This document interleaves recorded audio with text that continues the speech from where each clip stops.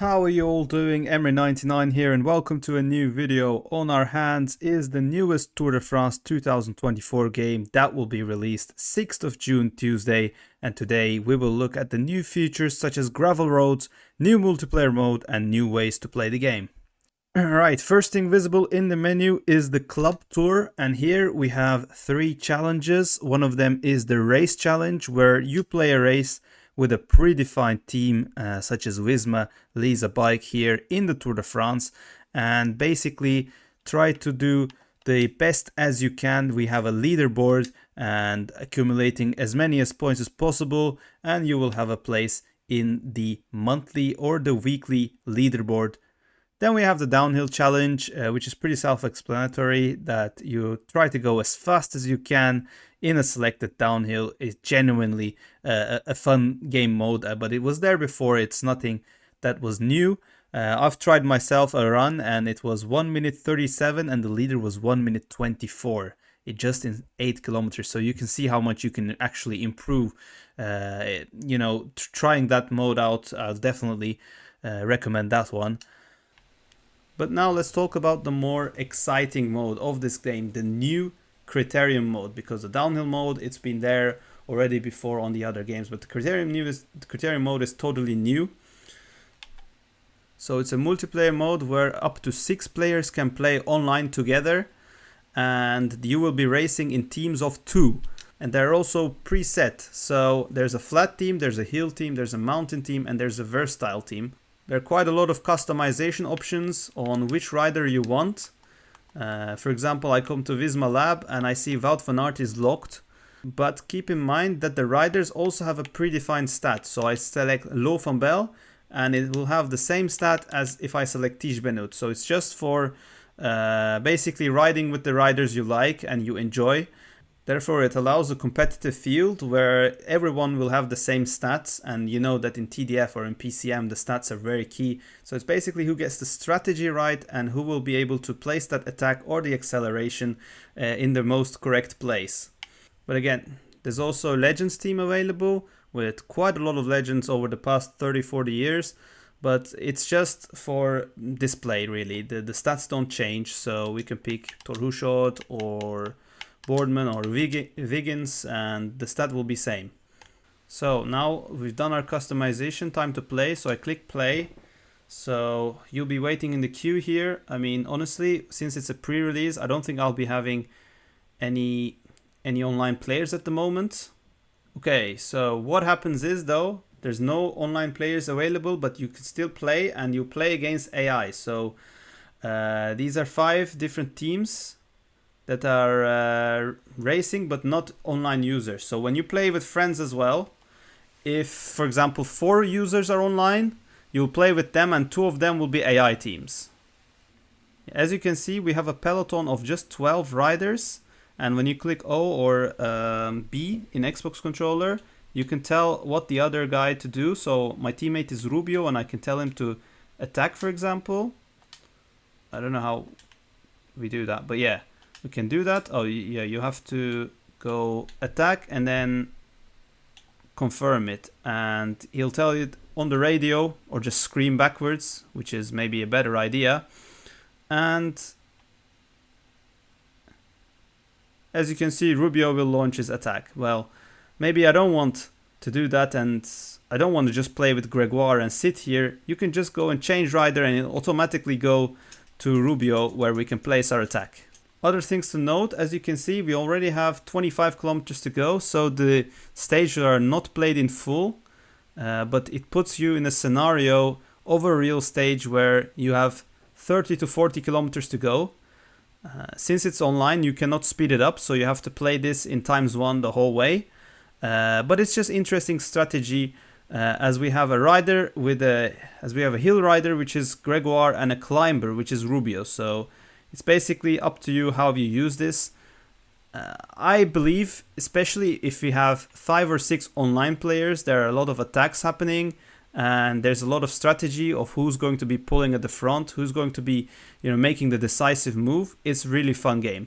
But when you're playing with AI, as you can see, not many things are happening. So it's best to just play it with your friends, and hopefully this game mode will be an active one, So when we want to play when the game is released, that we don't have to face with AI, because at the moment their tactics doesn't look too interesting.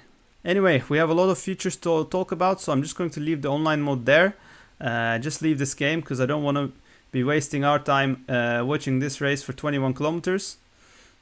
But it's basically across the finish line, who goes first is the winner. The last thing to note, you can see on the top, like there's a jersey, there's some rider faces, so as much as you play, you gain like XP points, and with that XP points you unlock new jerseys, new riders. But again, these new riders just for display, so the stats are set, and when you're playing a game, everyone will have the same set of stats, the riders from the same attributes, so it's an even playing field. Okay, back to the single player modes, and we have the race, and here I'm going to test the gravel roads and the gravel stage, because it is something new, we've never seen it before, both in PCM or in Tour de France game. So let's try how it works. So in order to play that stage alone and not start the whole Tour de France, you can always go to My Tour and select the difficulty to the hardest one. Let's continue and basically pick the stage we want. So here it is, Troyes to Troyes. So we'll add that stage. Looking at other stages available, we have the Dauphiné, Paris-Nice, Euro Tour, Open Tour. These are fictional races that basically, like for example, the Euro Tour is like the Benelux Tour. The Open Tour is more like the Occitanie Tour, and we also got 3 days of Provence. The Classics, which we have all 5 monuments, and some World Championship variants as well, which is pretty nice. Yeah, we can customize the teams and everything, but I'm just going to take Mathieu van der Poel. Oh wait, I took the team out. Okay, don't need to change the teams. Click next. We go for Alpecin de Koning.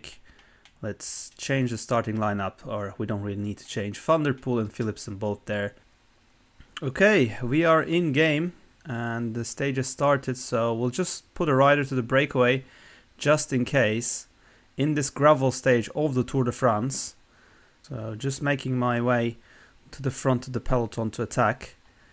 And we can see Evenepoel here, Vingegaard here in present. So we have a breakaway of 7 riders. Let's try to join them.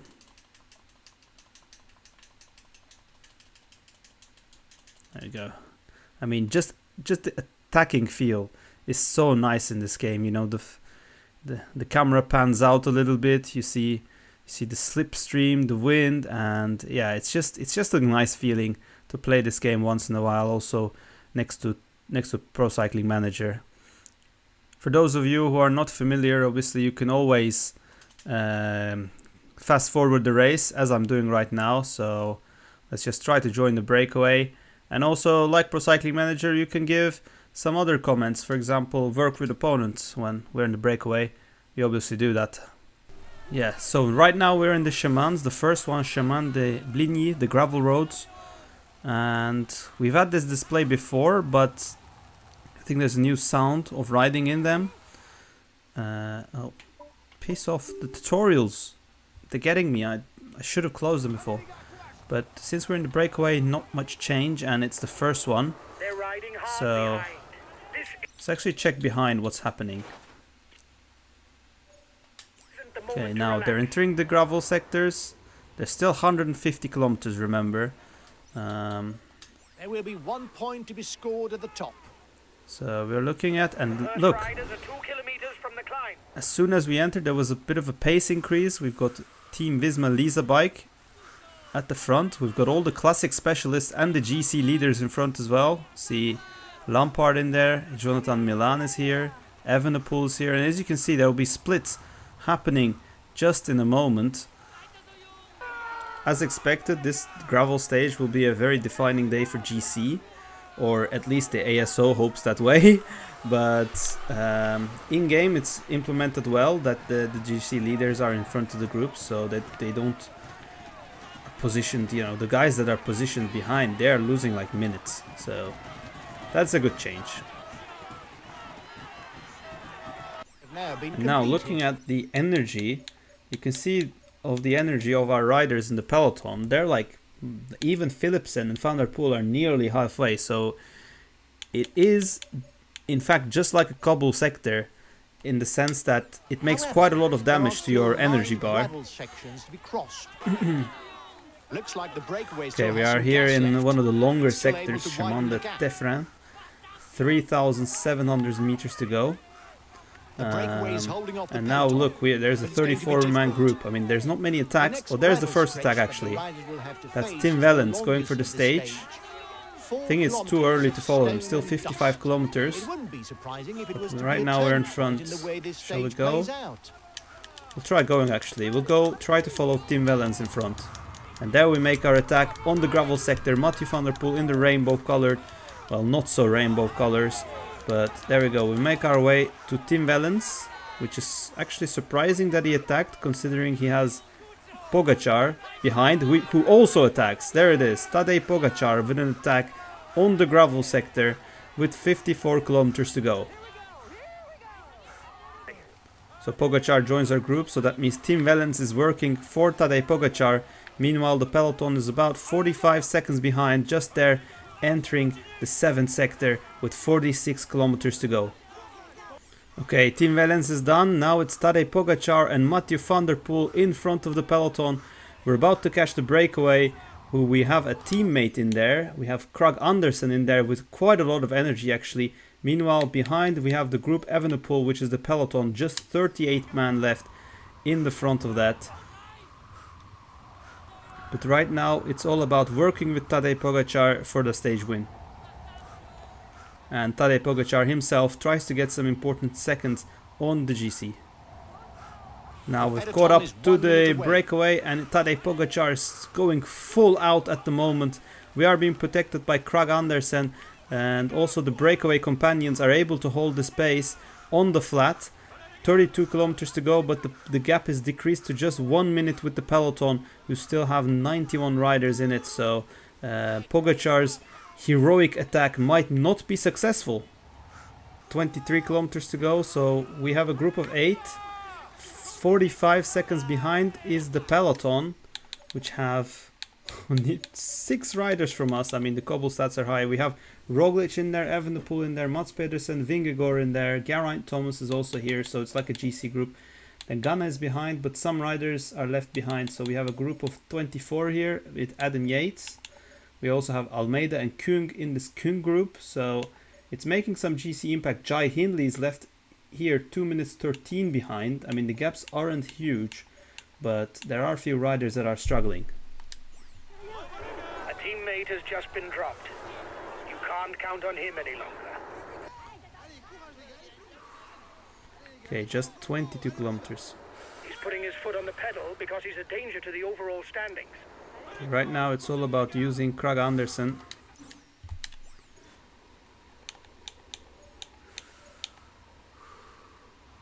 Yeah, Tadej Pogačar also doesn't have many energy left. This is the 3rd sector, Chemin de Daude. The gap is just down to 45 seconds and Geraint Thomas attacked in front of the peloton.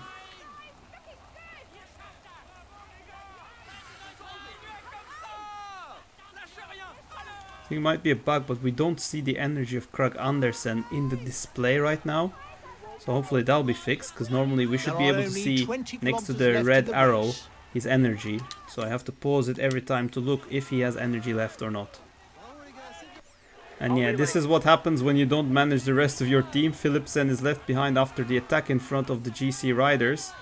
And now we're just stuck here with 4 teammates and Filippo Ganna 2 minutes behind. Okay, we are on the penultimate sector and Pogačar and Van der Poel group is about to be caught.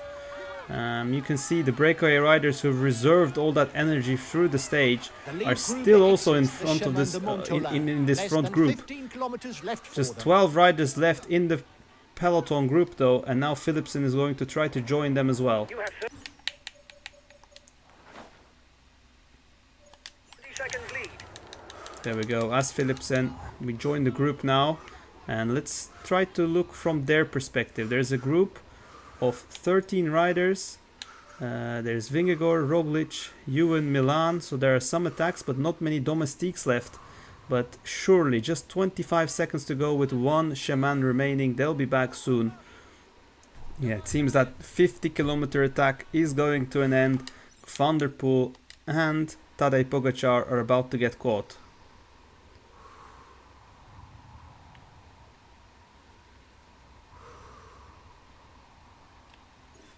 Yeah, we'll just follow Vingegaard. There we go, final gravel road. For the moment, stage victory is still undecided. 12 seconds.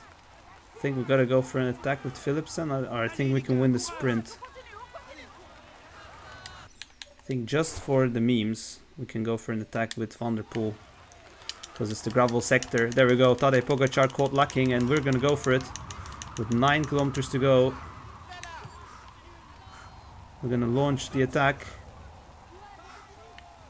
26 seconds to the group. So does the group have the energy to catch us back? 8.4 kilometers to go. So it's 40 seconds, but our energy is really not there, and it's a 3-kilometer sector as well.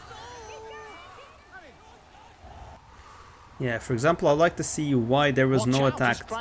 Oh, there is. Now Remco Evenepoel goes on the flat section with 6k to go.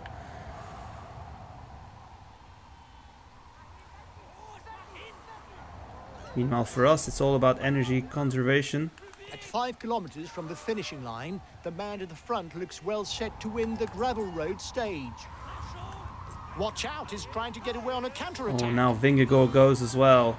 Pogačar group, Philipsen group, and now Evenepoel and Vingegaard behind us here with 4 kilometers to go.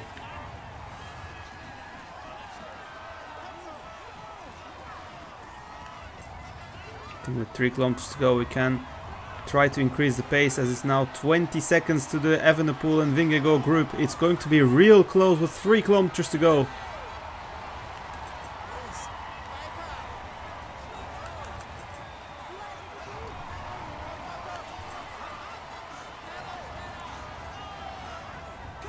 Let's look behind. 2 kilometers to go now.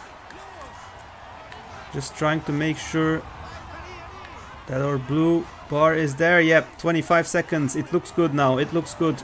Under the Flamme Rouge we go. And now we're going to start sprinting. And obviously conserve the red bar as well. 30 seconds to go. Using that final bit of energy across the line. And it will be a win for Mathieu van der Poel. We do our bike throw as well. What a win. And let's put on the acceleration with Philipsen as well. Yeah, Vingegaard came second, Evenepoel third, and there's a group of there's Jonathan Milan fourth, Ewan fifth, with impressive ride from him, and we're gonna get sixth with also Jasper Philipsen. Okay, there we go. That's the result. So Pogačar with the early attack lost 30 seconds to Vingegaard and Evenepoel, who were actually more calm and cautious. Looking behind, Mas lost 2 minutes 37. Finishing alone. We have Bardet and Gall losing 3 minutes 29. Bernal losing 3 minutes 29 in this group. Simon Yates lost 4 minutes. So yeah, a lot of time to be lost here on the stage. Okay, next thing to talk about is the Pro Team mode, which is basically some sort of create your own team mode. But this year there's a new change in here. But here in the settings, if you actually activate a real life squad and pick continue, and then you can play with the actual team. So for example, I go to Team DSM, I click continue, and basically I have no budget limitation and I can make my team from the DSM riders. Just get the best ones first, and then yeah, fill out a 15 rider squad from the real life Team DSM riders, and basically play your pro team with a team, just like a career mode. There we go. We've picked our team. We go to schedule, and since DSM is a World Tour team, every race is open from the get-go, which is pretty nice. Just the World Championships to be played, we need to be top 15, which is very doable. But yeah, that's a new way to play the pro team. The same thing also goes for Pro Leader mode, which is the Pro Cyclist version of Tour de France game. We have the real life squad activated, and then we click continue. So for example, I select Bora Hansgrohe, I create my rider, and then when I click continue, I basically start in the team of Bora Hansgrohe, and basically riding all the races here, otherwise it'll be too boring, and do my pro leader in a real team just from the get-go. So that's pretty nice as well. And finally, we can look at the dev blog to see if there's stuff that I've missed. So they're talking about AI changes. We've just seen the gravel stage. It is quite unpredictable in my opinion. A pretty fun stage that we've just played. They're also talking about on hilly stages, teams aiming for victory can now try to send their stage leader into the breakaway. So yeah, that's a pretty good change, that in the hilly stages, in the Grand Tours especially, it's certain that it's going to be a breakaway win, so that teams can send more riders to the breakaway, and also the riders that are targeting stage wins into the breakaway. That'll be a good change.